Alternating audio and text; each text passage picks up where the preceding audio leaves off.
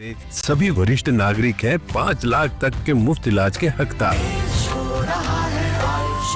आज ही Ayushman app download करें, घर बैठे आयुष्मान वय वंदना कार्ड बनवाएं। अधिक जानकारी के लिए 14555 पर कॉल करें। इंद्रप्रस्थ गैस लिमिटेड की ओर से दिवाली की हार्दिक शुभकामनाएं। ध्यान दें, आईजीएल की पीली कलर की गैस पाइपलाइन, रेगुलेटर, मीटर जैसे कोई भी इक्विपमेंट के आसपास बॉम्ब, पटाखे, मोमबत्ती, दिए आदि ना जलाएं। साथ ही किसी भी तरह की गैस की स्मेल आने पर सभी खिड़कियों को खोल दें और उपयोग के बाद गैस के वाल्व को बंद करना ना भूलें। इमरजेंसी होने पर तुरंत कॉल करें 8130-99500 या 155216 पर। Happy Diwali, safe Diwali.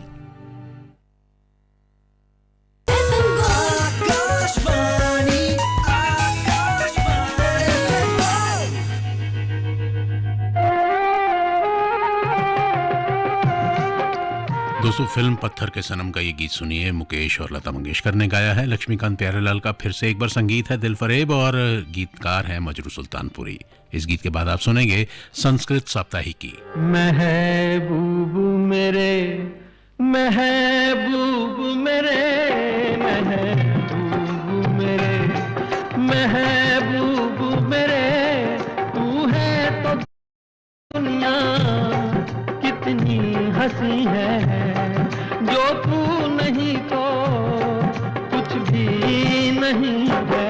महबूब मेरे, महबूब मेरे, महबूब मेरे, महबूब मेरे, तू है तो दुनिया कितनी हंसी है, जो तू नहीं तो कुछ भी नहीं है।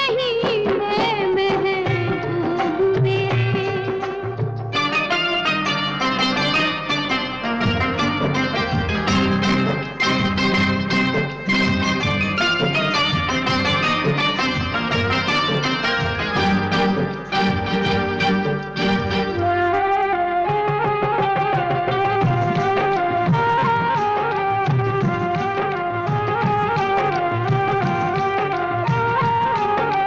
तू हो तो बढ़ जाती है कीमत मौसम की, तू हो तो बढ़ जाती है कीमत मौसम की, ये जो तेरी आंखें हैं शोला शबनम सी, यहीं मरना भी है मुझको, मुझे जीना भी यही है। महबूब मेरे, महबूब मेरे, महबूब मेरे, महबूब मेरे, तू है तो दुनिया कितनी हंसी है, जो तू नहीं तो कुछ भी नहीं है। महबूब मेरे।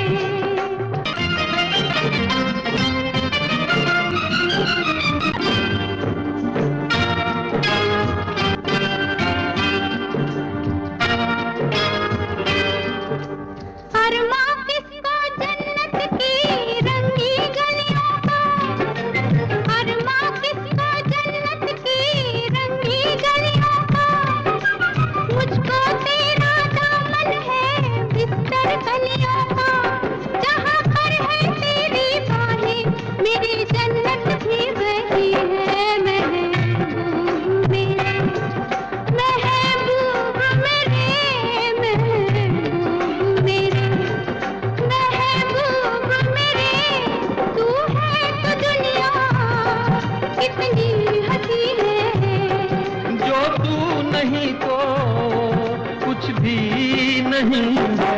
महबूब मेरे।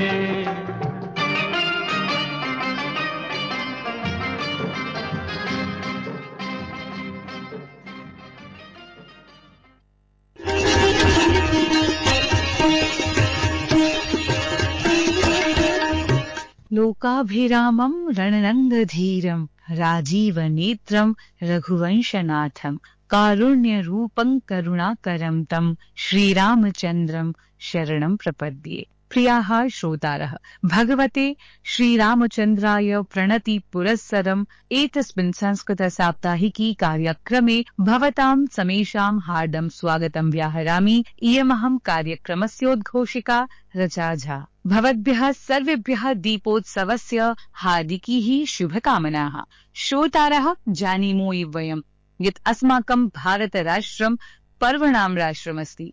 दीपोत्सवेन सहैव एतस्मिन् कार्तिकमासे धनत्रयोदशी, गोवर्धनपूजा, भ्रातृद्वितीया, छठ इति सूर्यषष्ठी इत्युत्सवाः अपि आचर्यन्ते। आशासे यत् एतानि पर्वाणि भवतां जीवने सुखं, शान्तिं, समृद्धिं च आनेष्यन्ति। श्रोतृवृन्दाः, दीपोत्सवस्य पर्वणि यथा वयम् अस्माकं जीवने प्रकाशम् अनुभवामः, तथैव सुभाषितमपि अस्मासु ज्ञानस्य प्रकाशं जनयति। तर्हि आगच्छन्तु अविलम्बं कार्यक्रमस्य शुभारम्भं कुर्मः सुमधुर सुभाषितेन, यच्च प्रस्तौति मम सहयोगी गणेश हेगडे।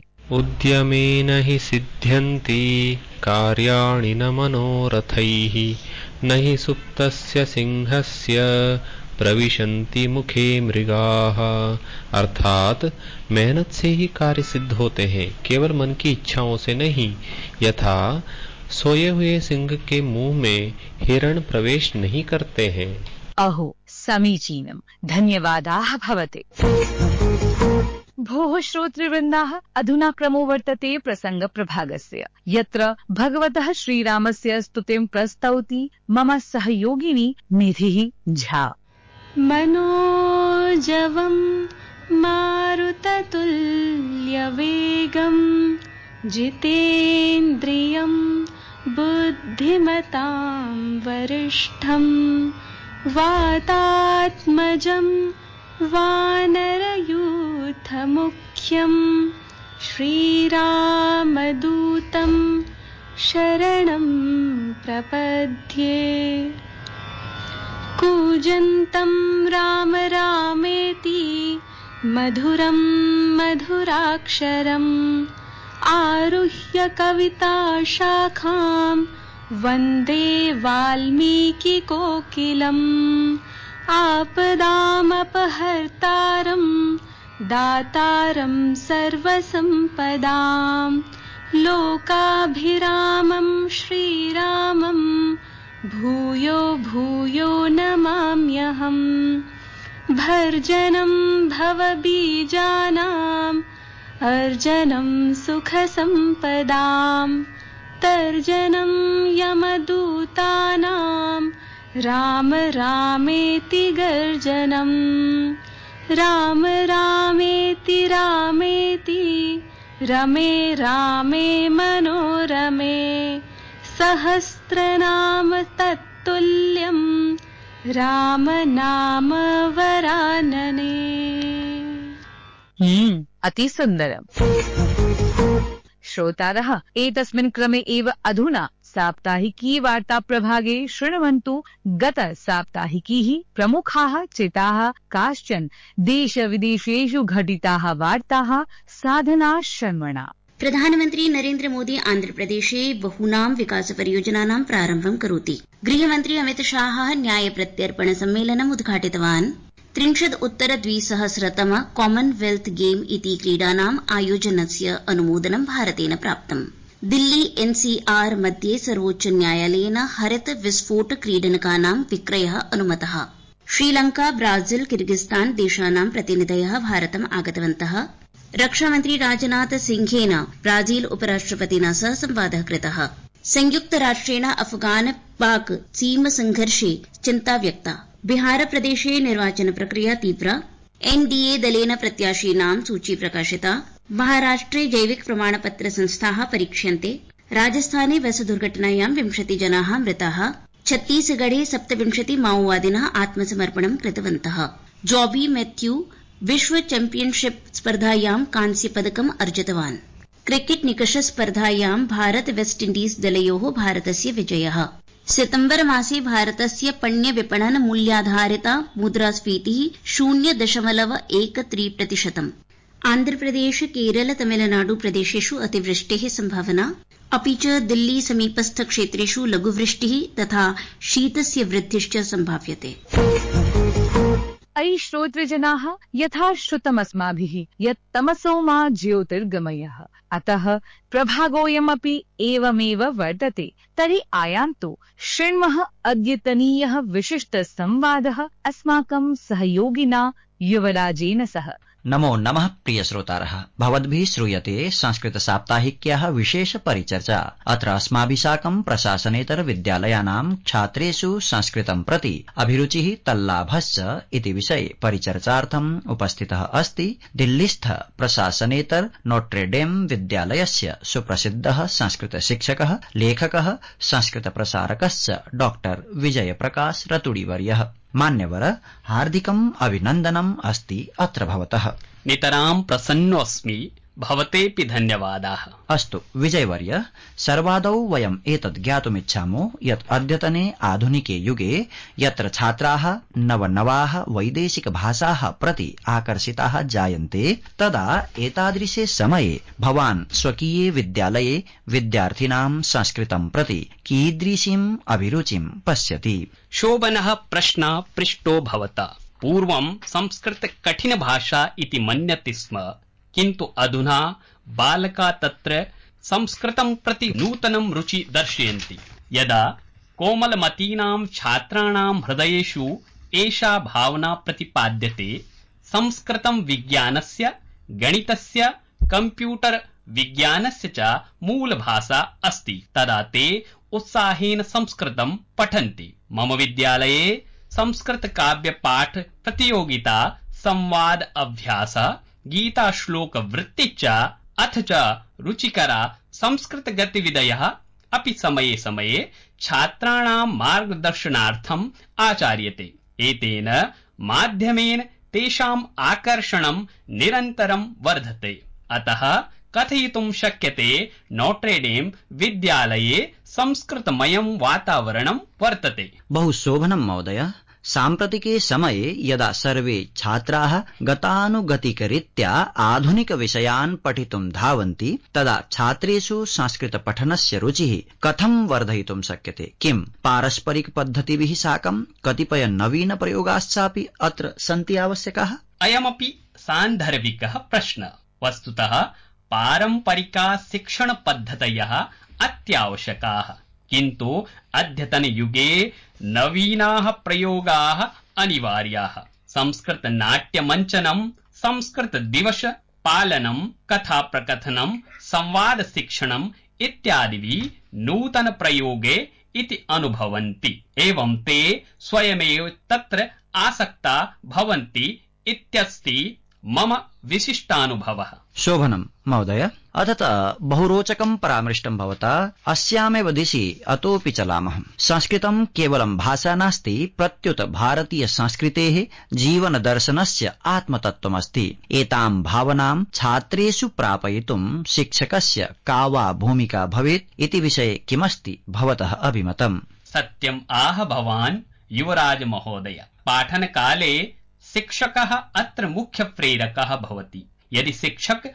संस्कृत केवलं विषय रूपेण न पाठयेत्, अपितु जीवन मूले योजयेत्, यथा सत्यं, करुणा, शीलम्, अनुशासनं, तर्हि छात्रेषु संस्कृत प्रेमः स्वतः प्रस्फुटति। शिक्षकस्य आचरणमेव तेषां प्रति प्रेरणास्रोतः भवति। अथ च अस्माकं जन्मादारभ्य मृत्युपर्यन्तं यानि यानि संस्कारानुष्ठानानि अनुष्ठीयन्ते, तान्येव संस्कृत सम्बद्धानि इति प्रतिपाद्य अतोऽपि छात्रान् जीवन दर्शन विषये बोधयन् आवश्यकम्।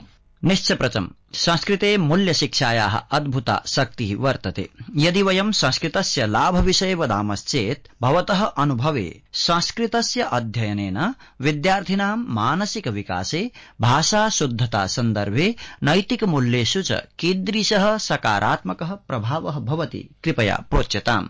उत्तमः प्रश्नः उत्थापितः भवता। संस्कृताध्ययनात् विद्यार्थिनां स्मरणशक्तिः वृद्धि, एकाग्रता वर्धनं च भवति। इति तु वैज्ञानिकैरपि उच्यते। संस्कृतस्य वाक्यरचना तर्कसङ्गता अस्ति, येन बुद्धेः विकासः भवति। श्लोकपाठेन तेषां मनोबलं, संस्कारः, चित्तशुद्धि च वर्धते। एषा भाषा मनः मस्तिष्कयोः सन्तुलनं स्थापयति। अतः बालानां सर्वाङ्गीण विकासे संस्कृतं सर्वतोदृशा वर्तते लाभदायकम्। सत्यम्, अतिशय प्रेरकं प्रतिपादितं। सम्प्रति चलामः आधुनिकयुगं प्रति। किं स्मार्ट् कक्षाः, मोबाइल एप्स् इति उपागमाः, सोशल मीडिया इति सामाजिक सञ्जालीयाः माध्यमाः साधनत्वेन संस्कृतं प्रति बालकानाम् अभिरुचिवर्धनार्थं भवन्ति सहायकाः। युगानुकूलोऽयं प्रश्नः, सन्देहः नास्ति। आधुनिक साधनानि यदि यथोचितं प्रयुज्यन्ते तर्हि संस्कृत अध्यापनम् अत्यन्तं रोचकं भवति। यथा संस्कृत शब्दलेखा, क्विज इति प्रश्नमञ्च उपागमाः, ऑनलाइन वार्तालाप, यूट्यूब संस्कृत चैनल इत्यादयः छात्राणां ज्ञानवर्धनार्थम् उपयुक्ताः भवन्ति। एतेन संस्कृतं पुरातनम् इति न अपितु समसामयिकम् इति अनुभवन्ति छात्राः।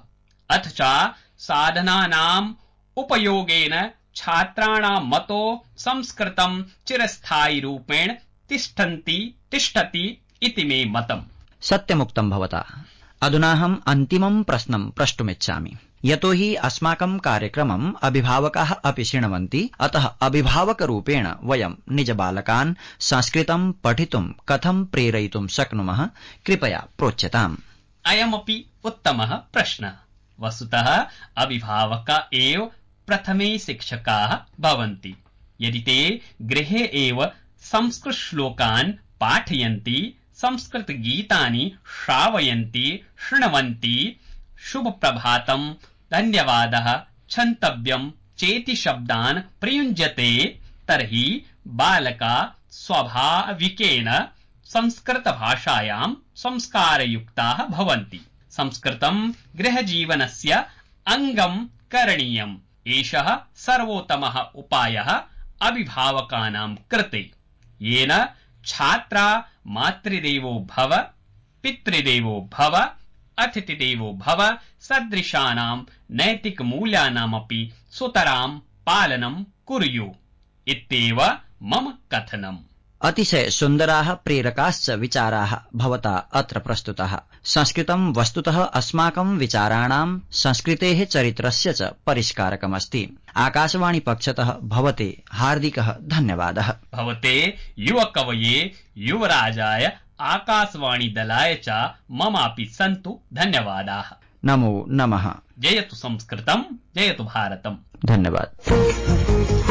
प्रिय प्रेक्षकाः, चलामस्तावत् अग्रिमे संस्कृत दिग्दर्शन प्रभागे